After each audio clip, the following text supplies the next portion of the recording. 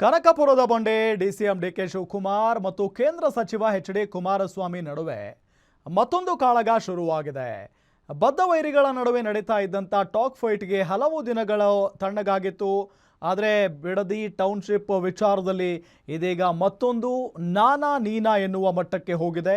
ಒಳಗೊಳಗೆ ಡಿಕೆಶಿಯನ್ನ ಕಟ್ಟಿಹಾಕುವ ಪ್ರಯತ್ನವನ್ನ ಎಚ್.ಡಿ.ಕೆ ಮಾಡ್ತಾ ಇದ್ದಾರೆ. ಇದು ಗೊತ್ತಾಗಿ ಟ್ರಬಲ್ ಶೂಟರ್ ರೊಚ್ಚಿಗೆದ್ದಿದ್ದಾರೆ. ನೋಡಿಯೇ ಬಿಡೋಣ ಎಂಬ ನಿರ್ಧಾರಕ್ಕೆ ಬಂದಿದ್ದಾರೆ. ಡಿಕೆಶಿ ಮತ್ತೆ ಜೈಲಿಗೆ, ಎಚ್.ಡಿ. ಕುಮಾರಸ್ವಾಮಿ ಬಾಂಬ್. ಕನಕಪುರ ಬಂಡೆ ಡಿಸಿಎಂ ಡಿಕೆಶಿಗೆ ದಳಪತಿಯ ಡಿಚ್ಚಿ. ಎಚ್ಡಿಕೆ ಆರೋಪಗಳಿಗೆ ಡಿಸಿಎಂ ಡಿಕೆಶಿ ಕೌಂಟರ್.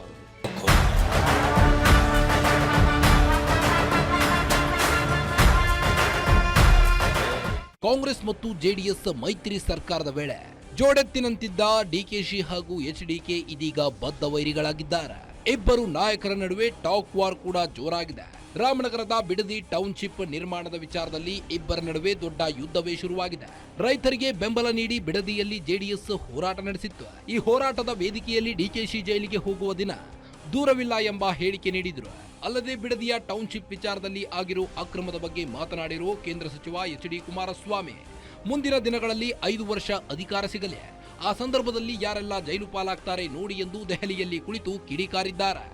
ನೆನ್ನೆ ಮಾತಾಡೋರಲ್ಲ ಕೆಲವರು, ಅದು ನನಗೆ ಅದರ ಅವಶ್ಯಕತೆ ಇಲ್ಲ. ಮಾತಾಡೋರಿಗೆ ಅದಕ್ಕೆಲ್ಲ ಉತ್ತರ ಕೊಡಬೇಕಾಗಿಲ್ಲ. ನಾನು ಎಚ್.ಕೆ. ಪಾಟೀಲ್ ಅಧ್ಯಕ್ಷತೆಯಲ್ಲಿ ನೀವು ಸತ್ಯಶೋಧನಾ ಸಮಿತಿ ಮಾಡಿದ್ರಲ್ಲ, ಕುಮಾರಸ್ವಾಮಿ ಬೆಂಗಳೂರು ನಗರದ ಭೂಮಿಯೆಲ್ಲ ಒಡೆಯ ಕೊಟ್ಬಿಟ್ಟವನೇ ಅಂತೇಳಿ ನನ್ನ ಮೇಲೆ ಆಪಾದನೆ ಮಾಡಿದ್ರಿ. ಈಗ ಕುಮಾರಸ್ವಾಮಿಯ ಕನಸಿನ ಕೂಸನ್ನು ಜಾರಿಗೆ ತರ ಕೊಟ್ಟವ್ರಂತೆ. ಯಾವ ಥರ ಜಾರಿಗೆ ತರ್ತೀರಿ?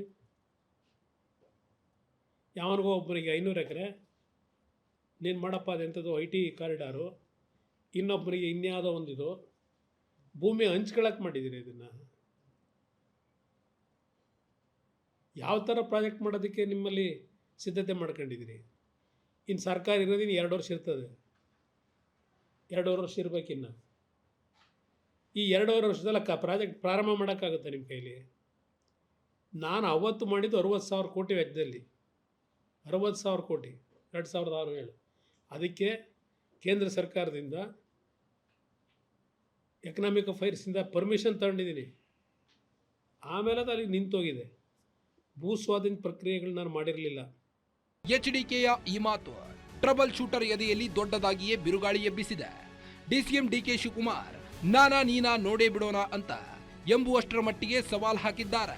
ಡಿಕೆಶಿ ಜೈಲಿಗೆ ಹೋಗ್ತಾರೆಂಬ ಕುಮಾರಸ್ವಾಮಿ ಮಾತಿಗೆ ಡಿಸಿಎಂ ಡಿಕೆ ಶಿವಕುಮಾರ್ ಟಾಂಗ್ ಕೊಟ್ಟಿದ್ದಾರೆ. ನನ್ನನ್ನ ಜೈಲಿಗೆ ಕಳಿಸೋಕೆ ಮೊದಲಿನಿಂದ ಷಡ್ಯಂತ್ರ ಮಾಡ್ತಿದ್ದಾರೆ. ಏನೇನು ಮಾತನಾಡಿದ್ರು, ಏನೇನು ಮಾಡಿದ್ರು ಎಲ್ಲವೂ ಗೊತ್ತಿದೆ ಎಂದಿದ್ದಾರೆ. ನಾನು ಸಮಯ ಬಂದಾಗ ಎಲ್ಲದಕ್ಕೂ ಉತ್ತರ ಕೊಡ್ತೇನೆ ಎಂದಿರೋ DK Shivakumar hit and run ಮಾಡೋದು ಬೇಡ, ಯಾವುದಾದ್ರೂ ವೇದಿಕೆಗೆ ಬಂದು ಚರ್ಚೆ ಮಾಡಲಿ ಎಂದು ಪಂತಾವಾಣ ನೀಡುವ ಮೂಲಕ ಸವಾಲನ್ನ ಎಸೆದಿದ್ದಾರೆ ಡಿಸಿಎಂ ಡಿಕೆ ಶಿವಕುಮಾರ್. ಈಗೂ ಹೇಳ್ತಾ ಇದ್ದೀನಿ, ಸುಮ್ಮನೆ ಹಿಟ್ ಅಂಡ್ ರನ್ ಮಾಡೋದಲ್ಲ. ನಾನೇನೇನು ಮಾಡಿದ್ದೀನಿ ಅಂತ ಏನೇನು ಅವ್ರು ಹೇಳ್ತಾರಲ್ಲ, ನಂದು ಅವ್ರದ್ದು ಎಲ್ಲ ಚರ್ಚೆ ಆಗಲಿ. ಅವ್ರ ಕುಟುಂಬದ್ದು ನನ್ನ ಹತ್ರ ಇರೋವಂಥ ಅಗಾಧವಾದಂಥ ಭಂಡಾರದಿಂದ ನಾನು ತೆಗಿತೀನಿ, ಅವರು ಎಲ್ಲ ಭಂಡಾರದಿಂದ ತೆಗೆದು ಅವರು ಜನರ ಮುಂದೆ ಇಟ್ಬಿಡ್ಲಿ. ಸೊ ಜಲ್ದಿ ಪಾಪ ಅವರು ಭಾಳ ಪ್ರಯತ್ನ ಮಾಡ್ತಾ ಇದ್ದಾರೆ. ಅವರೇ ಜಡ್ಜು, ಜೈಲಿಗೆ ಹಾಕೋದು ಅವರೇ ತಾನೇ, ಜಡ್ಜೇ ತಾನೇ ಜೈಲು ಕಳಿಸೋರು, ಅವರೇ ಜಡ್ಜ್ ಆಗ್ಬಿಟ್ಟಿದ್ದಾರೆ.